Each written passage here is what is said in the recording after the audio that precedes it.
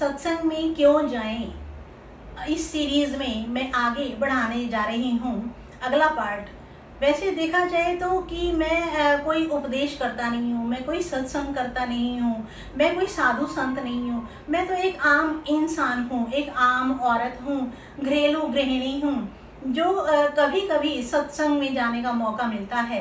हाँ, ये बात ज़रूर है कि मैं पढ़ती काफ़ी हूँ और मैं बचपन से ही मुझे धार्मिक किताबें पढ़ने का शौक़ रहा है। मेरे पापा के ट्रांसपोर्ट के साथ काली देवी मंदिर था और बहुत बड़ा मंदिर था, वहाँ पर बहुत बड़ी लाइब्रेरी थी और वहाँ से वो मुझे बहुत सारी धार्मिक किताबें ला कर देते थे जिनको मैं पढ़ती थी और फिर वो वापस कर देते थे, फिर और लेके आते थे। तो इस तरह से मैंने काफ़ी सारी किताबें पढ़ी हैं। पढ़ने का शौक़ अब भी है और अब जो है पढ़ने की बजाय वीडियोस में देखना ज़्यादा अच्छा लगता है, क्योंकि मीडिया का ज़माना है। इलेक्ट्रॉनिक गैजेट्स जो हैं वहाँ से बहुत कुछ पढ़ने को मिल जाता है और सुनने और देखने को भी मिल जाता है।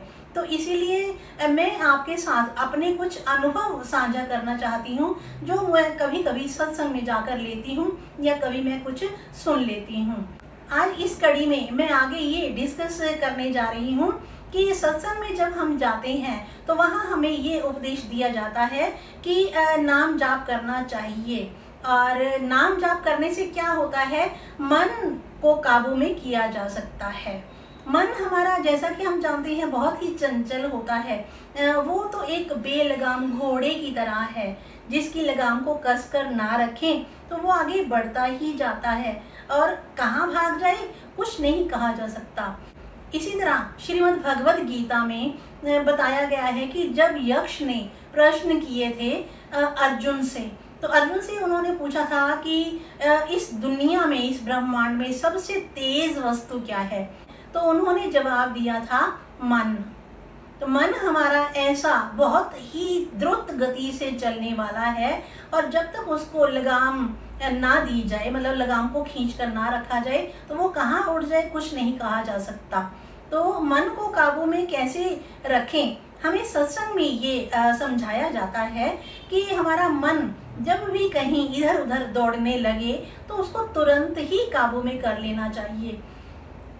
अगर हम बार बार इसकी प्रैक्टिस करते हैं, रोज नाम जाप करते हैं, मन भागने लगता है और फिर हम मन को काबू करते हैं, फिर हम नाम जाप करने बैठते हैं, फिर मन भागने लगता है, फिर काबू में करते हैं। इस तरह से जब हम बार बार उसको काबू में करते हैं तो वो एक लगाम वाला घोड़ा बन जाता है और फिर उसके बाद भी अगर हम नाम जाप चालू रखते हैं तो उसको लगाम की भी ज़रूरत नहीं होती, वो अपने आप बिना लगाम के ही हमारे वश में रहता है। इसीलिए मन को काबू में रखना बहुत ज़रूरी है, क्योंकि मन से ही हमारे कर्म होते हैं। हमारा मन जो कहता है हम वही कर्म करते हैं। मन ये सोच नहीं पाता कि क्या सही है और क्या गलत है। अगर आत्मा उसको कहती भी है कि ये काम गलत है मत करो, लेकिन फिर भी वो आत्मा की बात भी नहीं सुनता है और अपने हिसाब से ही चलता है। जैसे मन कहता है हम उसके वश में हो जाते हैं और वैसा ही हम कर्म करते हैं। हमारा शरीर वैसे ही कर्म करता है और जिसका फल हमें भुगतना पड़ता है। इसीलिए मन को काबू में रखना बहुत ज़रूरी है। वो तभी काबू में हो पाएगा जब हम अपना रूटीन काबू में रखेंगे, अपने आप को डिसिप्लिन में रखेंगे। चाहे वो उठने बैठने का टाइम हो, चाहे वो खाने पीने का टाइम हो, चाहे कोई और बात हो, चाहे कोई और काम हो। इसी तरह से इंद्रियों को भी वश में करना बहुत ज़रूरी है। तो हम पूरा दिन जो भी कर्म करते हैं, जैसा भी काम करते हैं, उसके ऊपर हमारा नियंत्रण होना बहुत ज़रूरी है। तभी हम अपने मन को काबू में रख पाएंगे। अगर मन को काबू में रख लिया तो हम भव सागर से पार उतरने की स्थिति में पहुंच जाते हैं।